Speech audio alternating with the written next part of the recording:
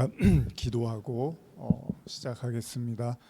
하나님 아버지, 오늘도 수요일 발걸음을 하나님 앞으로 또 말씀 앞으로 옮겼습니다. 그러나 때때로 우리는 우리 자신이나 세상을 바라보며 과연 세상이 하나님의 뜻과 통치 속에서 돌아가고 있는 것인가, 또 말씀이 진리가 정말로 그 힘을 세상 속에서 발휘하고 있는가, 때때로 의문을 가질 때도 있고 또 회의를 가질 때도 있습니다. 그럼에도 불구하고 우리는 또다시 하나님 앞에 또 말씀 앞에 섭니다. 결국 이 세상이 하나님의 통치와 다스림 속에 있고 예수 그리스도라는 그 이름 외에는 다른 구원의 이름이 없음을 또한 우리가 믿고 알기에 여러 가지 우리가 생각들과 고뇌도 있지만 결국 말씀 앞에서 다시 한번 두드리고 또 하나님의 그 진리와 뜻을 찾으려고 합니다. 하나님, 요한계시록이라는 말씀을 오랜 시간 보고 있습니다. 그리고 이 세상의 어둠과 심판과 재앙이 또 머지않았음을 계시록을 통하여 주님은 말씀하고 계십니다. 그리고 회개하라고 말씀하십니다. 정말 이 말씀이 단순하고 뻔한 이야기 같지만 우리 자신을 보고 또 세상을 보면 얼마나 사람들이 강팍하고 인정하지 않으려고 하고 끝까지 자기를 굽히지 않으려고 하는 모습들을 보며 또한 우리가 놀라기도 하고 참 대단하다는 생각이 들기도 하고 또 우리 자신도 별반 다르지 않음을 또한 보게 됩니다. 주님은 마지막까지 또 회개의 시간을 우리에게 말씀하십니다. 다시 한번 우리가 말씀 앞에 설 때 우리 자신을 깊이 들여다보게 하시고 우리가 정말 크리스찬으로서 성도로서 이 땅을 살아가며 진정 그리스도의 향기를 나타내고 있는지, 그리고 이웃에게 그 하나님의 사랑을 증거하고 있는지도 다시 한번 깊이 돌아보게 하여 주시고, 정말 그리스도가 십자가에서 자기의 모든 걸 내어주고 못 박혀 죽으신 것처럼 우리도 우리를 주장하기보다 우리 자신을 내려놓고 그리스도의 십자가 앞에 겸손하게 나아가게 하여 주시옵소서. 그래야 할 때 또 많은 사람들이 그 그리스도의 은혜를 발견하게 하여 주시옵소서. 오늘도 함께한 모든 발걸음을 축복하여 주시고 예수님의 이름으로 기도합니다. 아멘. 네, 오늘은 요한계시록 40번째 시간입니다. 아마 이 설교가 저희가 예정대로라면 아마 연초에, 그러니까 2025년 1월 아마 8일경이나 첫째 주나 둘째 주, 그러니까 1월 1일이 아니라 그 다음 주나 그 다음 주쯤에 설교가 나가게 될 텐데, 지금은 12월, 오늘은 12월 4일이잖아요. 그래서 저희가 말씀을 이제 조금 연말이어서 쉬기도 하고 할 텐데, 오늘을 기준으로 해서 사실 이미 여러분들도 다 이제 보고 느끼셨겠지만 역사적으로 반복되지 말아야 되는, 반복돼서는 안 되는 그런 참담한 일들을 이제 우리가 보게 됐고요, 또 느끼게 됐고, 정말 안타까운 그런 시간들을 우리가 어제 오늘 이렇게 보내게 됐는데, 하나님 앞에 우리가 더 겸손하게 무릎을 꿇고 또 그리스도인으로서 정말 교회가 또 그리스도인으로서 정말 말씀 앞에, 복음 앞에, 십자가 앞에 우리가 정말 제대로 서 있는지를 정말 회개하고 참회하는 그런 일들이 있었으면 좋겠습니다. 예수님이 십자가를 통해서 그냥 자기 자신을 다 던지시고 영혼들을 향하여 구원을 이루신 것처럼 우리가 그리스도의 십자가를 따르는 자들이라면 우리를 주장하고 우리를 나타내는 것이 중요한 것이 아니라 우리를 내려놓고 하나님의 일하심과 또 하나님의 은혜와 사랑을 구하는 삶을 살았는가, 교회가, 성도가. 그렇게 우리가 계시록을 그냥 겉핥기, 수박 겉핥기 식으로 볼 문제가 아니라 정말로 진지하게 다시 한번 생각해야 되지 않나. 또 이 말씀을 듣는 분들도 동일한 마음으로 다시 한번 우리 자신에 대해서 자기를 부인하고 자기 십자가를 지는 삶을 살았는지를 깊이 생각하는 그런 시간들이 됐으면, 그리고 기도할 수 있는, 중보할 수 있는 그런 저와 여러분들이 됐으면 좋겠습니다. 요한계시록 40번째 시간입니다. 계시록 16장 12절에서 15절까지의 말씀을 같이 한번 찾아서 읽어보겠습니다.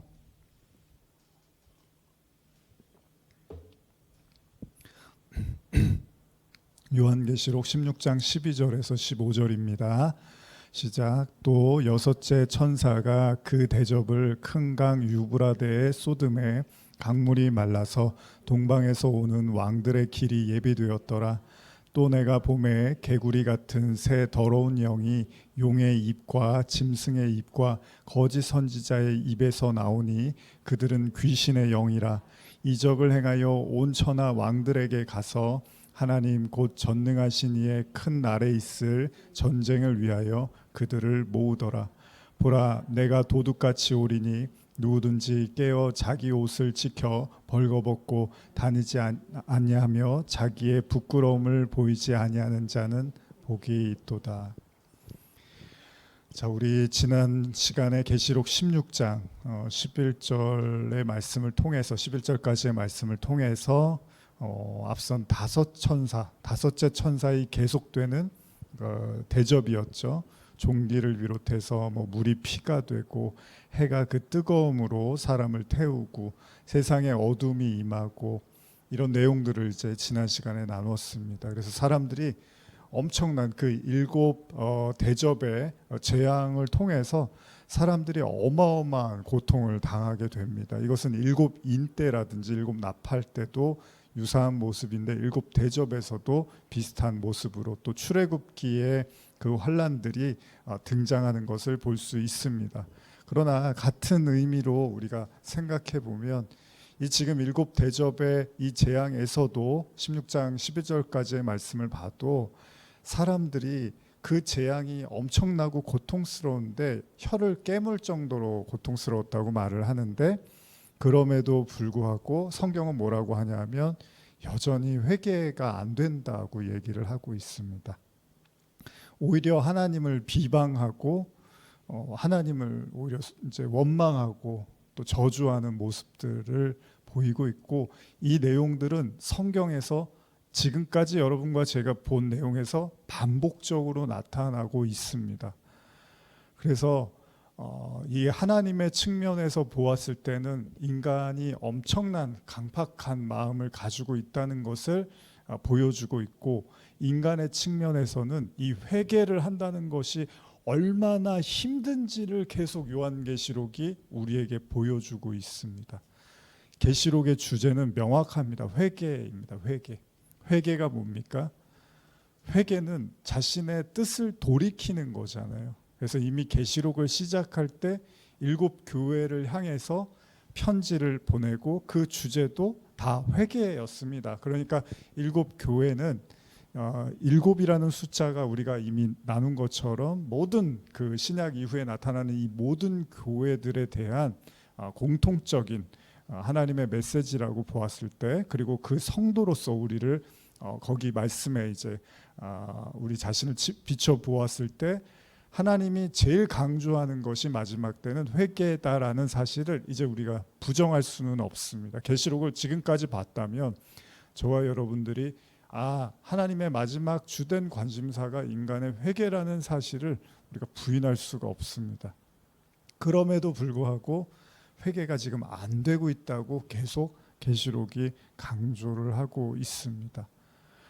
놀라운 거는 재앙이 세지고 세지는데 회개는 절대로 나타나지 않고 있다는 겁니다. 아까도 말씀드린 것처럼 회개한다는 게 뜻을 돌이킨다는 거거든요. 그러니까 죄를 인정한다는 거예요. 뭐 우리가 쉽게 쓰는 표현이죠. 그러니까 잘못한 걸 잘못했다고 생각하면 돼요. 내가 이거를 이게 내가 잘못한 거구나, 내가 이거 하지 말았어야 되는구나라는 죄를 받아들이고 상대방에게 용서를 구하고요. 그리고 자신이 행하는 것들이 잘못된 방향으로 가고 있다면 그 길을 돌이키는 것을 회개라고 합니다.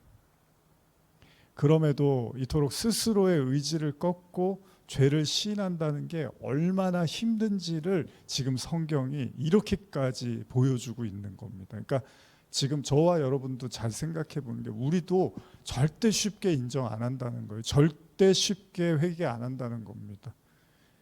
앞에서 살펴본 계시록 16장의 9절에서는 이 인간의 강팍함에 대한 묘사를, 이제 앞전의 말씀을, 지난 시간에 나눴던 말씀을 보면 나타나는데, 그게 요한계시록 16장 10절에서 11절인데 제가 현대어 성경으로 한번 더 읽어드리겠습니다.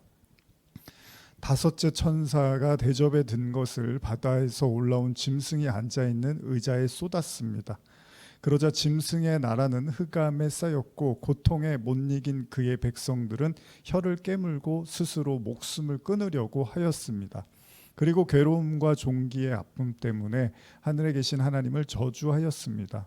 그러나 여전히 자기들의 악한 행위를 회개하려고 하지는 않았습니다. 어쩌면 천사를 통해서 하나님의 분노의 재앙도 놀랍고 무섭지만요, 이게 못지않게 공포스러운 게, 여러분들도 그 남의 말 안 듣는 사람, 그리고 전혀 대화가 통하지 않는 이런 사람들 보면 굉장히 무섭죠. 나중에는 정말 강팍하고 남의 말 듣지 않고 대화가 되지 않고 이러면 나중에는 곁에 있고 싶지도 않습니다. 그러니까 하나님이 인간의 모습을 볼 때 그런 부분들이 있다는 거예요. 사람이, 그러니까 유대인들의 가장 큰 잘못도, 죄도 보면 제사를 안 드렸습니까? 제물을 안 드렸습니까? 근데 하나님이 봤을 때는 그냥 일방적인 거죠. 자기네들이 좋아하는 제사, 제물만 드리고 하나님이 가까이 가서 말하거나 하나님의 어떤 메시지를 던질 때 전혀 들을 마음이 없었다는 거예요. 그러니까 이게 신앙생활에서 가장 무서운 것 중에 하나인 것 같아요. 전혀 하나님과 교통이 없는 신앙 있잖아요.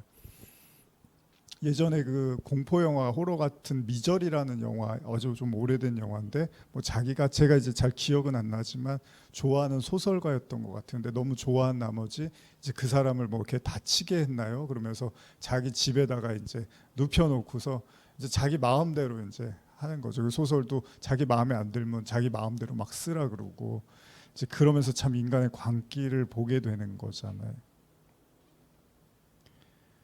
일방적인, 그러니까 교통이 없는, 그러니까 대화가 없고 교통이 없고 일방적인 행동이 얼마나 무서운 결과를 초래하는지를 보여주고 있다는 겁니다. 어린 시절을 떠올려 보면, 요즘은 뭐 선생님들이 이제 체벌하고 이러면 안 되잖아요, 학교에서. 근데 저희 세대 때는, 이제 여기 계신 분들도 그렇지만, 때로는 이제 숙제를 안 한다거나 뭐 지각을 하거나 선생님 말씀 안 들으면 뭐 시험 봐서 좀 틀리거나 이러면 선생님이 이제 매를 드시기도 했잖아요. 물론 이제 뭐 가볍게 혼내시는 분도 있었지만 어떤 경우엔 굉장히 따끔하게 때리시는 분도 계셨습니다.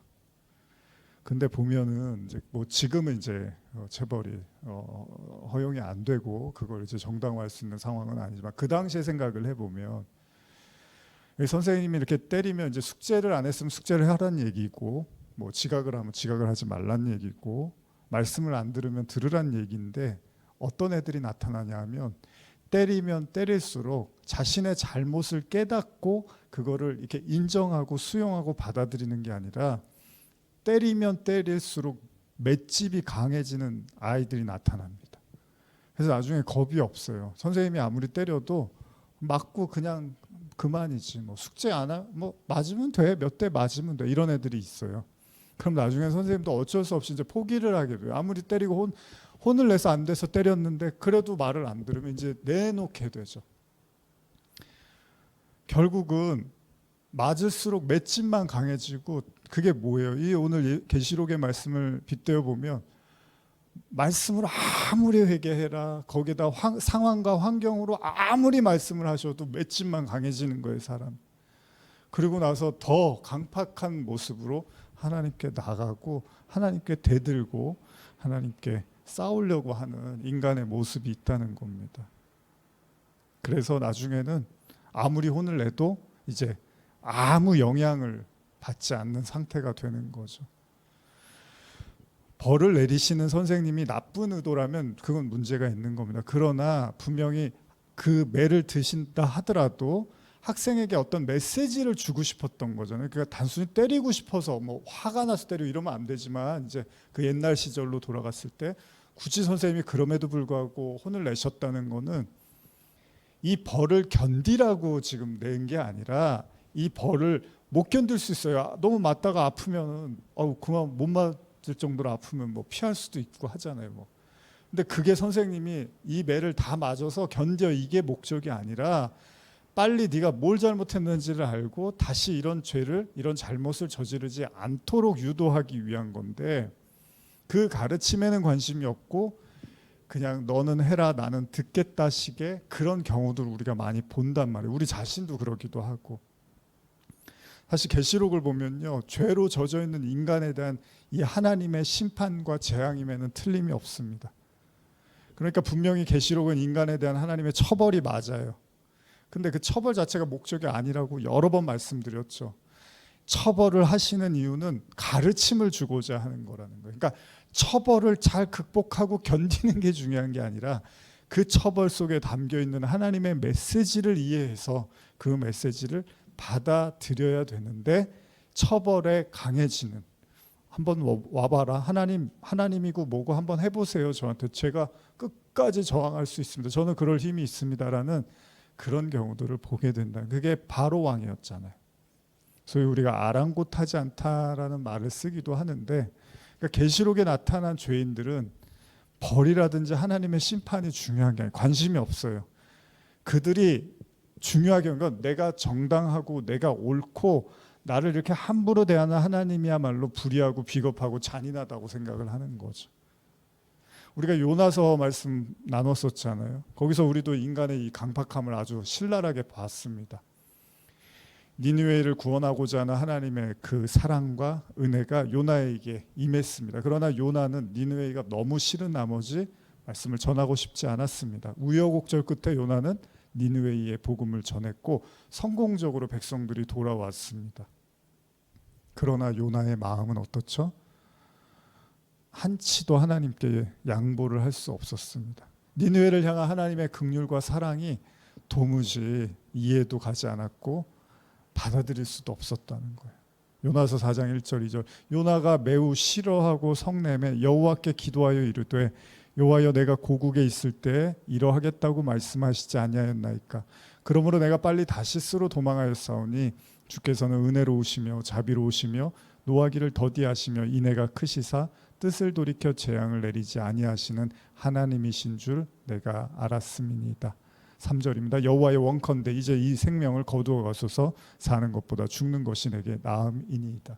여러분, 요나가 지금 죽고 싶을 만큼 고통스럽잖아요. 근데 아까 우리가 계시록 말씀 보면 이 심판으로 인해서 죽을 만큼의 고통이 오는데 뭐라 그래요? 그래도 회개하지 않았다 그러잖아요. 그러면 왜 죽을 만큼의 고통이 왔냐 하면 죄 때문에 온 거잖아요. 잘못 때문에 온 건데, 그래서 매우 고통스러워요. 근데 회개는 하지 않아요. 다시 말하면 어떻죠? 그 고통을 끊어낼 수 있는 중요한 요소가 회개라는 거잖아요. 물론 모든 경우가 다 그런 건 아니지만 하나님께서 어떤 죄로 인해서, 잘못으로 인해서 고통과 심판을 주셨을 때 이 심판으로 벗어날 수 있는 유일한 방법은 회개라는 거예요. 근데 그 회개를 하지 않은 상태에서의 마음 상태는 죽을 만큼 괴롭고 고통스럽다라는 거잖아요. 그러니까 요나도 지금 어떻습니까? 하나님의 긍휼과 은혜가 다 나타났어요, 니느웨에. 근데 요나가 괴로워해요. 왜 괴로워하죠?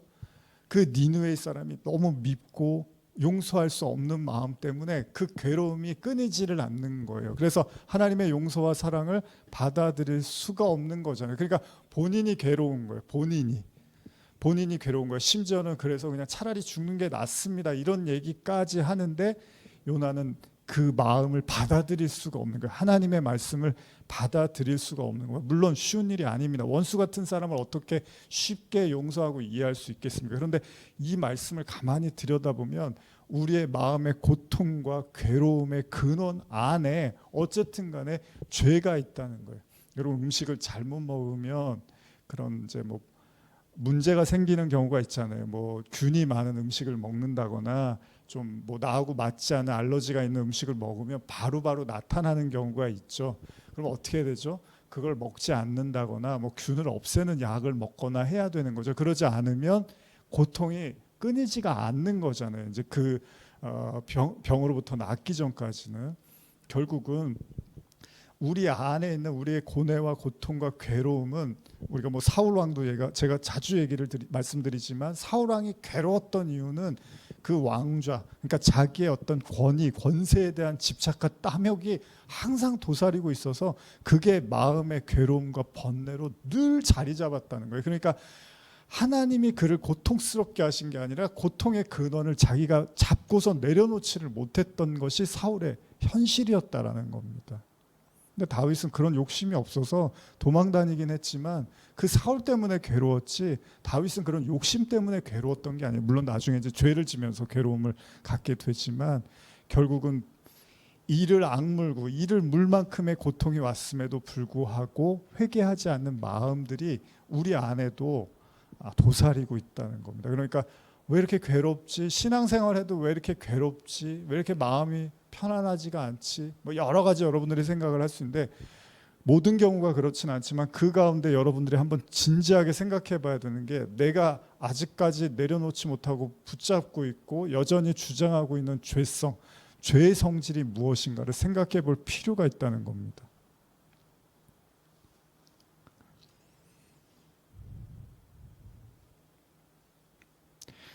현대 성경으로 계시록 16장 12절에서 14절 읽어드릴게요. 여섯째 천사가 대접에 든 것을 큰 강 유브라데 위에 쏟았습니다. 그러자 강물이 다 말라버려 동쪽의 왕들은 쉽사리 군대를 이끌고 서쪽으로 공격해 올 수 있는 길이 생겼습니다. 나는 또 용과 짐승과 거짓 예언자의 입에서 개구리처럼 생긴 더러운 영 셋이 튀어나오는 것을 보았습니다. 기적을 행할 수 있는 이 더러운 영들은 전 세계의 통치자들을 모아놓고 닥쳐올 전능하신 하나님의 큰 심판날에 대비해서 한 덩어리가 되어 주님을 대항하여 싸우고자 충동질하였습니다. 성경은 여섯 번째 천사의 대접에 든 것이 큰 유브라데에 쏟아지자 강물이 말라버렸고 이로 인해서 동쪽의 왕들이 군대를 이끌고 서쪽으로 올 수 있는 길이 생겼다고 말하고 있습니다. 다시 한번 말씀드릴게요. 여섯째 천사의 대접에 든 것이 큰 강 유브라데에 쏟아지자 강물이 말라버렸고 이로 인해서 동쪽의 왕들이 군대를 이끌고 서쪽으로 올 수 있는 길이 생겼다고 합니다. 소위 우리가 볼 때 이걸 뭐라고 하죠? 아마겟돈 전쟁이라고 하는 바로 그 유명한 아마겟돈 전쟁의 서막이 열리고 있는 겁니다. 그리고 그 전쟁의 목적은 뭐냐면 13절과 14절의 내용처럼 용과 짐승 그리고 거짓 선지자들의 영을 통하여 하나님의 심판날에 하나님과 대적하기 위해서 싸우기 위해서 힘과 통치자들을 모은다는 얘기를 하고 있습니다. 그러니까 이게 이제 마지막 때에 대한 이야기로 우리가 생각한다면 결국 시간이 흐르고 마지막 때가 가까울수록 이런 세력들이 결집하고 규합해서 결국 하나님을 대적하려고 하는 모습들을 보여주고 있다는 겁니다. 사실 계시록 9장에서도 유브라데와 관련한 말씀이 나옵니다. 제가 잠깐 읽어드리면 9장 13절에서 15절인데 여섯째 천사가 나팔을 불매 내가 들으니 하나님 앞 금 제단 넷불에서 한 음성이 나서 나팔 가진 여섯째 천사에게 말하기를 큰 강 유브라데에 결박한 네 천사를 놓아주라 하매 네 천사가 놓였으니 그들은 그 년 월 일시에 이르러 사람 3분의 1을 죽이기로 준비된 자들이라. 이런 말씀이 있어요. 근데 잘 이렇게 와닿지는 않을 거예요. 근데 여기에는 이제 차이가 있습니다. 그러니까 9장에 나온 유브라데하고 지금 16장에서 읽은 유브라데의 차이가 뭐냐면 9장에서는 유브라데는 그곳에 결박하고 있던 네 천사를 놓아줌으로써 일정한 때에 사람의 3분의 1을 죽이기 위한 이게 9장의 내용인데 16장은요 유브라데 강이 마르고 그 길을 통해서 쉽게 말하면 하나님을 대적하려는 모든 왕들이 모여서 소위 아마겟돈 전쟁이라고 하는 그 대적을 하기 위한 모임을 갖게 된다는 겁니다. 그래서 이 내용에 대해서 잠깐 제가 주석을 좀 읽어드릴게요. 유브라데 관련해서요. 이 여섯째 대접 재앙과 여섯째 나팔 재앙은 유브라데 강을 중심으로 벌어질 전쟁에 대해서 언급한다는 점에서 서로 유사하다. 그러나 두 재앙 사이에 차이를 보이는 면이 있는데, 그것은 여섯째 나팔 재앙에서는 유브라데에 결박되어 있는 4명의 천사 사람의 3분의 1을 죽이기 위하여 놓여 있는 반면, 제가 지금 읽어드렸죠. 여기에는 동방의 왕들, 즉 지상의 통치자들이 유브라데 강을 건너 하나님을 대적하는 전쟁을 하기 위해서 모여든다는 점이다. 동방의 왕들이 유브라데 강을 건너온다는 말은 사도 요한 당시 크게 유행했던 소문이래요. 즉 죽은 네로가 다시 살아나서 파르티아 군대를 거느리고 유브라데 강을 건너 로마로 침공해 올 것이라는 네로 재상설을 그 배경으로 하고 있다는 겁니다. 그러니까 그만큼 네로에 대해서 사람들의 치가 떨려서 죽어도 이 사람은 다시 나타날 거라고 두려워서 그만큼 그런 생각을 할 정도였다는 거예요. 유브라데 강 동쪽에는 우수한 유목 민족인 파르티아인이 거주하였는데 기원전 1세기쯤에 이들이 로마를 침공할 것이라는 우려가 항상 있었다.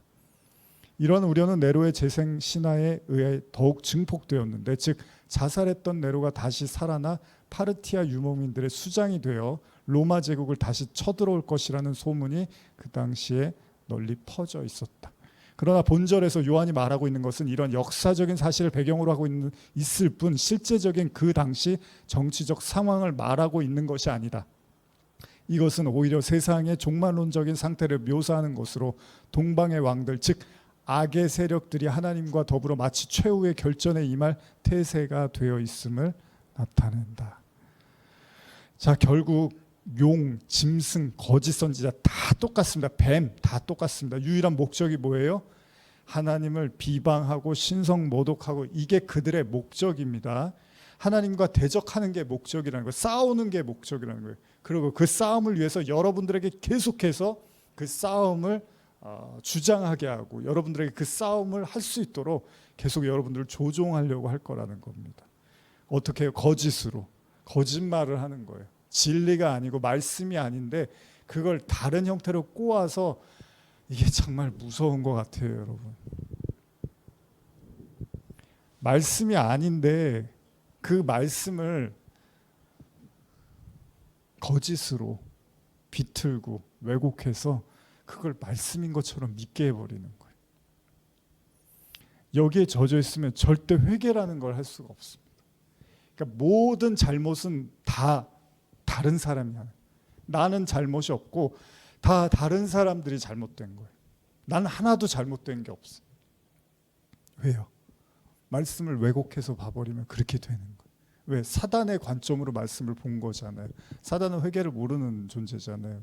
사단이 풀어낸 말씀을 받아들여 버리면 십자가, 자기 부인, 회개 이런 걸 할 수가 없는 거예요. 근데 여러분과 저도 잘 생각해 보는 거예요. 이스라엘 백성들이 광야에서 이제 가나안 땅 들어가고 거기 7 족속들이 있었잖아요. 전쟁을 치른단 말이죠. 우리 안에도 여전히 살아서 날뛰고 있는 7 족속들이 존재할 거라는 거죠. 하나씩 하나씩 말씀으로 깨부시고 하나님의 진리로 우리의 마음이 무장되어져야 되는데, 그것이 거짓의, 짐승의 거짓된 말로 말씀을 가지고 있어버리면 절대 인정하지 않고 회개하지 않을 거라는 겁니다. 그래서 계시록은 회개를 위한 책인데, 그럼 거짓 선지자들의 목적은 뭐예요? 여러분들이 회개하는 걸 끝없이 방해할 거라는 겁니다. 우리의 성도들의 회개를 회방하고 끝없이 말리고 저지하려고 할 거라는 거예요. 그들이 무엇을 원하고 그들의 결국이 어떻게 되는지를 성경이 그래서 보여주는 겁니다.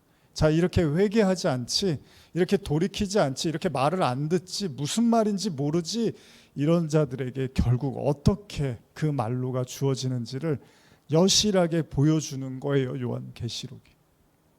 그리고 이 모든 전쟁은 아마겟돈 전쟁이라고 명명되어지는 이곳에서 이제 하나님과 한판을 이제 떠보려고 싸워보려고 하는 거죠. 세력들이 모이기 시작합니다. 계시록 16장 15절 16절 한번 읽어볼까요? 시작.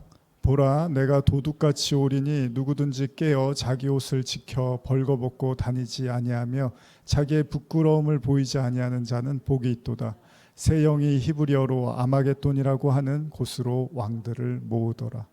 자, 이 아마겟돈 전쟁에 대한 말씀이 16절에 나오고 있는데, 사실 이 아마겟돈과 관련된 여러 가지 추측이 있고요. 뭐 주석을 보아도 많은 장소에 대한 여러 가지 견해들이 있습니다. 그런데 그 어느 하나 명확하게 이거다라고 말하지는 못하고 있습니다. 근데 중요한 건, 분명한 사실은 이 아마겟돈에서 세상의 끝, 마지막, 그 하나님과 하나님을 대적하는 자들이 모여서 결전을 벌이는 곳이라는 의미로 이해하는 것이 가장 타당하겠죠. 성경은 이제 새 영이 아마겟돈으로 왕들을 모았다고 말하고 있는데, 그리고 이것은 영적인 의미에서 거짓의 영에 사로잡힌 자들은 결국 뭐예요? 하나의 목적으로 일한다는 겁니다. 그들은 또한 서로 힘을 보태서 하나님을 대적하는데 합세할 거라는 거예요. 그러니까 여러분과 제가 하나님의 영, 성령, 말씀, 진리 안에 있는 것인지 그렇지 않은지는 이제 우리가 어느 방향으로 힘을 모으고 있는지를 보면 되겠죠.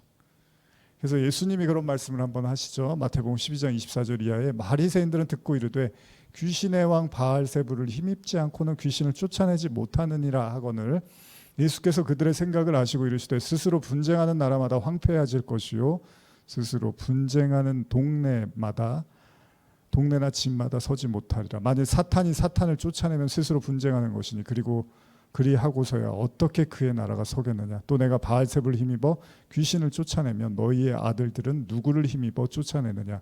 그러므로 그들이 너희의 재판관이 되리라. 귀신들이 왜 귀신하고 싸우겠냐는 거예요. 사탄이 왜 사탄과 분쟁하겠냐는 거예요. 그럴 수 없다는 거죠. 서로 결국은 힘을 모으게 된다는 거예요. 그러니까 저와 여러분들의 진리와 하나님의 영에 사로잡힌 자들이며 그런 사람들이 모이겠죠. 근데 거짓과 세상의 그 현란한 그 뭐라 그러죠? 바벨의, 그리고 짐승의 표, 짐승의 우상에게 경배하는 그런 말과 영을 가진 자들은 그리로 모일 거라는 거예요. 그 방향으로 갈 거라는 거예요. 세상 나라는 세상 나라끼리 연합할 거고, 하나님 나라를 추구하는 자는 하나님 나라를 추구하는 자들과 연합을 하게 될 거라는 겁니다. 얼마 전에 여름에 올림픽 있었죠, 파리에서. 자, 프랑스에 이제 살다 보면 그 여러 민족들이 있거든요. 그래서 다양한 민족들이 있고, 제가 다니던 교회도 실제로 뭐 40여 개국 이상의 사람들이 다녔던 교회였습니다. 근데 이제 평소에 다 먹고 살기 힘들잖아요. 또 외국에 해외에서 오신 분들이고 하다 보니까 먹고 살기가 힘드니까 일하고 뭐 언어 배우고 그러느라고 쉽지 않습니다. 그래서 각자 어떻게 보면 자기의 국가적인 정체성이 잘 드러나지 않아 보이기도 합니다. 그런데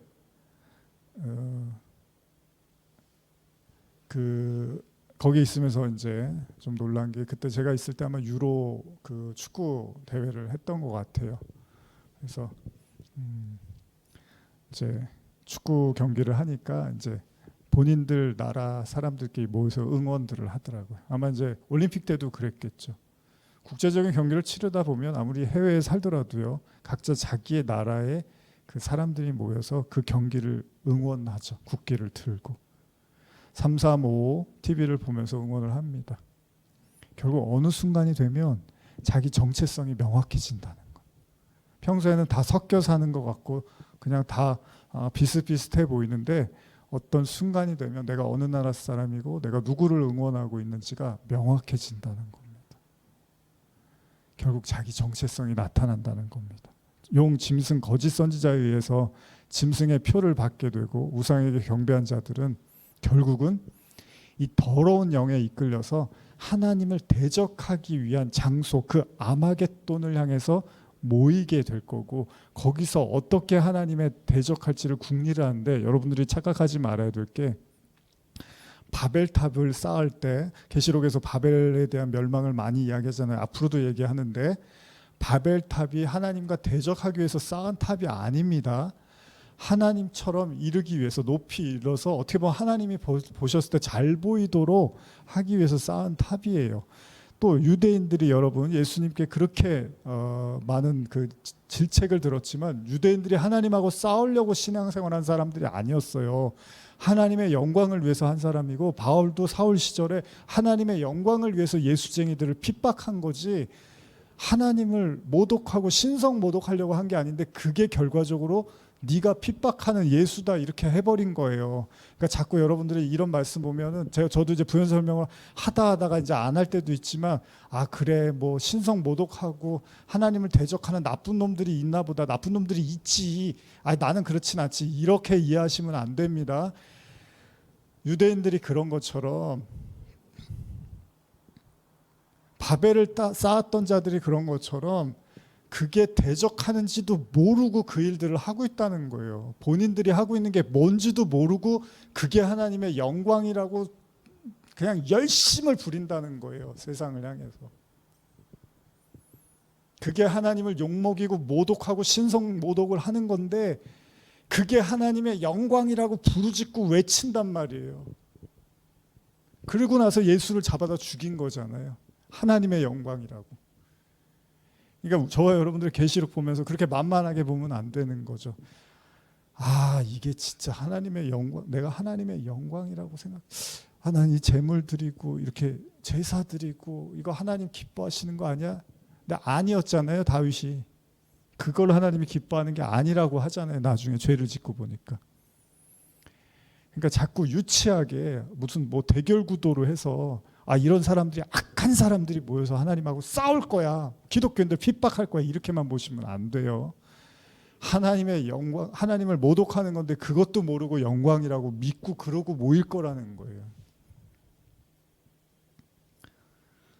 그래서 예수님 당시에 율법주의자들, 종교 지도자들, 이 사람들만큼 예수님 괴롭힌 사람이 어디 있습니까? 이 사람들이 하나님의 영광을 위해서 살았던 사람들이라니까요. 아주 예배, 뭐 제사, 아주 철두철미하게 말씀, 진리, 자기네들은 그냥 그 속에 묻혀서 사는 선민이라고 여겼던 이 사람들이 예수를 잡아다 죽였다니까요. 그런데 그 정체성이 결국은 예수를 죽임으로써 하나님을 대적하는 사람들이었다는 걸 만방에 보여주고 있었다는 거죠. 예수님이 얼마나 경고했습니까? 너희 하나님을 안 믿어, 사랑하지 않아, 얼마나 너희 마음 안에 진리가 없어, 말씀이 없어, 얼마나 많이 말씀하셨습니까? 근데 안중에도 없어요. 나는 절대 아니라고 생각하는 거예요. 예수님의 거듭된 경고에도 자신의 할 일, 즉 스승을 배신하고 팔기로 작정한 사람 유다가 등장하죠. 가룟 유다. 근데 어떻게 해요? 멈추지를 못해요. 그러니까 정체성이 마지막 순간이 되니까 확 드러나요. 계속 잘 쫓아다니다가 3년 동안 마지막에 딱 되니까 예수를 딱 팔아버리는 거예요. 내면에 있는 그 생각과 영이 현실로 나타나기 시작합니다. 이제 당당히 실행하는데 두려워하지도 않아요. 누가복음 22장 1절 이하입니다. 유월절이라는 무교절이 다가오매 대제사장들과 서기관들이 예수를 무슨 방도로 죽일까 궁리하니 이는 그들이 백성을 두려워함이더라. 12 중에 하나인 가롯이라 부르는 유다에게 사탄이 들어가니 이에 유다가 대제사장들과 성전 경비대장들에게 가서 예수를 넘겨줄 방도를 의논하며 그들이 기뻐하며 돈을 주기로 언약하는지라. 유다가 허락하고 예수를 무리가 없을 때 넘겨줄 기회를 찾더라. 유다가 잘못이 없고 사탄 탓이라고 말씀드리는 게 아닙니다. 유다가 이런 생각을 가졌다는 거예요. 이런 마음을 계속 가지고 있었는데 사단이 그 기회를 틈타서 유다의 마음속에 들어가서 이것을 현실화했다는 겁니다. 근데 여러분과 제가 어떤 생각을 자꾸 가지고 있으면 그게 현실로 나타날 수도 있다는 거잖아요. 부추기면은. 전혀 내가 마음이 없는데 그렇게 행동을 옮기지는 않아요. 그런 마음과 생각을 가지고 있으니까 그게 행동으로도 나타나는 거거든요. 근데 지금 유다 이야기를 보면 사단이 그걸 공략해서 그 속에 들어가서 집어넣었다고 하잖아요. 행동으로 온 거예요. 그동안 생각만 했는데 이제 행동까지 하는 거예요. 근데 꺼리낌이 없어요. 잘못인지도 몰라요. 사울도 하나님이 부리시는 악령 때문에 괴로워 보이는 것 같지만 사실 그 전에 하나님보다 백성을 의식했잖아요. 사람을 훨씬 더 의식했습니다. 체면이 중요했어요. 명예가 중요했어요. 결국 그의 생각이 버림받게 됐고 그에게 악령이 도사리게 됐습니다. 그러니까 처음부터 악령이 도사린 게 아니라 생각이 그렇게 비뚤어져 있었다는 겁니다. 그리고 그 악령이 이제 현실화가 돼서 어떻게 해요? 다윗을, 기름 부은 다윗을 그냥 대놓고 죽이려고 해요. 이게 하나님 사람이라는 거 다 아는데도 그냥 죽이려고 하는 거예요. 그렇습니다. 더러운 새 영의 역할은요, 지금 성경에서 그런 것처럼 하나님과 대적하기 위해서 아마겟돈으로 모은다 그러잖아요. 결국 무슨 얘기입니까? 이걸 현실화시키려고 한다는 거예요. 저 여러분들 속의 마음속에도 이런 잘못된 거짓된 생각들이 있는데 그 영들이 부추겨서 이제 행동으로 옮기게 된다는 거예요. 그래서 계시록 16장 12절 보면 또 여섯째 천사가 그 대접을 큰 강 유브라데에 쏟음에 강물이 말라서 동방에서 오는 왕들의 길이 예비되었더라. 지금 동방에서 오는 왕들의 길, 즉 하나님을 대적하는 자들이 올 수 있도록 길을 열어준 것이요. 누구라고요? 누가 그렇게 했다고요? 누가 강물이 말라서 동방에서 오는 왕들의 길을 예비한 게 누가 그랬다고요? 주어가 누구죠? 12절. 여섯째 천사가. 이게 중요합니다, 여러분. 마치 유인이라도 하듯이요. 여섯째 천사가 대접을 쏟았더니 유브라데가 말랐대요. 그랬더니 그 길로 동방의 왕들이 오더라는 거예요. 이제 요 얘기하고 제가 마무리할게요. 예수님이 여러분 시험 받으실 때 광야에서 누가 광야로 사탄에게 시험 받으려고 인도하셨죠? 인도했죠? 누가? 마귀가요? 아니죠. 마태복음 4장 1절. 그때 예수께서 성령에게 이끌려 마귀에게 시험을 받으러 광야로 가서 성령이 마귀에게 이끌었다고 하고 있습니다. 그렇죠? 그렇다면 이게 무슨 얘기죠? 결국 예수님이 어떻게 했죠? 사단과의 시험에서 이기셨나요? 졌나요? 이기셨습니다. 홍해 사건도 우리가 잘 알죠? 하나님이 홍해까지 이스라엘 백성들을 진을 치게 했어요. 그리고 홍해에서 망했나요? 아니요, 홍해를 건너게 하셨어요. 바로의 그 군사들을 이기게 하시고 건너게 하셨습니다. 자, 그러면 성령이 예수를 광야로 이끌었다는 건 예수님을 통해서 어떻게 하려고요? 사탄을 멸하게 하신 계획이었던 거죠. 물론 뭐 거기서 예수님이 뭐 사단과 끝장을 보고 이게 아니라 그 시험을 이기게 하는 장면을 우리에게 보여주신 거잖아요. 보기 좋게 사단이 패배합니다, 예수님 앞에서. 그렇다면 지금 동일하게 계시록 16장의 여섯째 천사가 유브라데 강을 마르게 함으로써 그 길을 터줬다는 것도 뭐죠? 하나님의 대적자들을 아마겟돈에 왜 모으게 하셨을까요? 종말을 맛보게 하시려고 하는 거죠. 그렇죠? 영적 전쟁이라는 건 제가 누누이 말씀드리지만 영적 전쟁이라는 건 그 어느 하나 하나님의 섭리에서 벗어나서 일어날 수 있는 일은 없다는 거예요. 저나 여러분들이나 세상 돌아가는 지금 상황들, 환경들 보면 너무 마음이 아프고 안타깝잖아요. 그러다 보면 우리도 정말 이렇게 무기력해질 수 있고, 아, 내가 그리스도인으로서 말씀 보고 하나님 믿는데 이게 뭔가 세상은 막 이런 생각에 우리가 탄식이 절로 나올 수밖에 없을 수도 있습니다. 그러나 성도는 그러한 상황 속에서 그래도 그 모든 상황 가운데 하나님의 섭리와 이끄심이 있다는 걸 믿는 거잖아요. 그게 믿음이라고 하는 거잖아요. 전혀 딴판 같고 말씀과 세상이, 믿음과 세상이 전혀 딴판 같고 전혀 적용이 안 되는 것 같고 뭔가 매치가 안 되는 것 같은데 믿음이라는 게 뭐예요? 그래도 하나님이 이 말씀으로, 하나님의 이 진리로 세상을 다스린다는 걸 우리가 믿는 걸 믿음이라고 하는 거잖아요. 소위 영적 전쟁이라는 건 유브라데가 마르고 거기에 동방의 왕들이 모여서 하나님을 대적하는 아마겟돈에 그 전쟁이 일어날 것처럼 보여도 그 모든 걸 허용하신 분이 하나님이라면 결국 하나님의 승리를 보여주기 위한 거라는 거잖아요. 이 믿음을 우리가 가질 때 성도의 안심과 믿음을 우리가 놓지 않는 이유가 될 수 있다는 거죠. 여러분들의 마음이 어떠신지는 모르겠어요. 그러나 그런 생각을 할 수 있어요. 도대체 이 계시록이라는 게 현실과 무슨 상관이 있는가? 그리고 현실은 왜 이렇게 부조리하고 불공정하고 정의롭지 않은가라는 수없이 많은 회의가 들 수 있어요. 그래서 내가 말씀을 이거 계속 봐야 되는 거야? 내가 하나님을 계속 의지하는 게 맞는 거야? 안전한 거야? 이런 생각이 들 수 있습니다. 그럼에도 불구하고 성도는 나와 하나님을 보는 거죠. 그 세상 속에서 사람과 그 권세와 권력자들과 그 죄와 악만 보는 게 아니라 그 위에 계신 하나님, 그 보좌에 앉아 계신 어린 양 예수와 하나님을 보는 거잖아요. 그러면서 안심하고 또 믿고 다시 마음을 추스릴 수 있어야 되는 거죠. 우리가 하나님을 끝까지 신뢰해야 되는 이유라는 겁니다. 제 아무리 대단한 적군이 몰려온다 하더라도요, 제 아무리 엄청난 괴력을 가진 누군가가 들이닥친다 하더라도 결국 하나님의 섭리를 벗어나는 일은 없다는 거예요. 여러분, 골리앗이 등장했습니다. 그런데 성경은 동일하게 뭐가 등장하죠? 골리앗을 무너뜨리는 돌멩이가 등장합니다. 다윗의 주머니에 돌멩이가 골리앗을 무너뜨리더라는 거예요. 그러니까 여러분들이 골리앗 앞에 섰다 하더라도 잘 찾아보시면 여러분들 주머니에도 골리앗을 무너뜨릴 돌멩이까지도 주셨다라는 거예요. 절대 낭망하지 마십시오. 어떤 상황에서도 너무 마음 아프고 안타깝고 어떻게 이럴 수 있을까, 이런 일이 왜 일어날까라고 생각하는 그 상황에서도 그 믿음을 잃지 마십시오. 이게 계시록의 가르침 아닙니까? 결국 하나님이 통치하고 하나님이 심판하실 거고 하나님이 구원하실 거라는 이 믿음을 절대 잊지 마십시오. 예수님 십자가 처형을 받았지만 부활로 하나님의 영광의 계획을 드러내셨습니다. 십자가를 지시기 전에 예수님이 뭐라고 하셨습니까? 이거 한번 이제 읽어보면서 마무리할까요?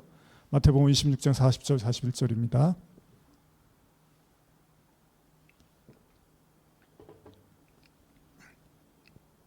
마태복음 26장 40절 41절입니다. 시작. 제자들에게 오사 그 자는 것을 보시고 베드로에게 말씀하시되 너희가 나와 함께 한 시간도 이렇게 깨어 있을 수 없더냐. 시험에 들지 않게 깨어 기도하라. 마음에는 원이로되 육신이 악하도다 하시고. 우리의 아둔한 믿음은 깨어있는 믿음을 갖기 어렵게 할지도 모릅니다. 그래도 우리는 믿어야 합니다. 그리고 깨어 있어야 합니다.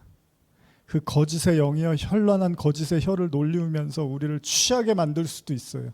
여러분들 정신 못 차리게 할 수 있고 신앙이고 뭐고 다 필요 없어. 현실은 현실이야라고 우리에게 거짓으로 회방할 수 있습니다. 그래서 본문은 우리에게 마지막 다시 한번 경고를 합니다. 계시록 16장 15절 읽고 마치겠습니다. 계시록 16장 15절입니다. 여러분들 마음에 새기시면서 한번 읽어보십시오. 시작. 보라, 내가 도둑같이 오리니 누구든지 깨어 자기 옷을 지켜 벌거벗고 다니지 아니하며 자기의 부끄러움을 보이지 아니하는 자는 복이 있도다. 깨어가십시오. 어떤 상황에서도 정신을 바짝 차리시고 정신 차리는 게 힘들어요라고 하실 수도 있어요. 그러면 하나님 저 정신 좀 차리게 해주세요라고 기도하십시오. 내 힘으로 안 되면 하나님 도와주세요. 정신을 못 차리겠습니다. 마음이 무너져 있고 탄식이 나오고 너무 안타깝고 세상 바라보면 소망이 없습니다. 하나님 정신 좀 차리게 해주세요. 그렇게라도 기도하십시오. 그래서 이 험난한 세상 그리스도의 믿음으로 걸어나가시는 여러분들 되시길 축복합니다. 기도하시겠습니다.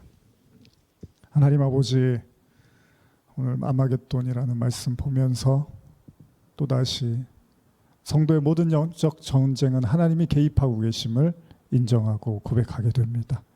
우리가 진지하고 무겁게 말씀을 나눴지만 그 끝에서 결국 모든 것은 하나님 손에 있음을 또한 보게 되었습니다.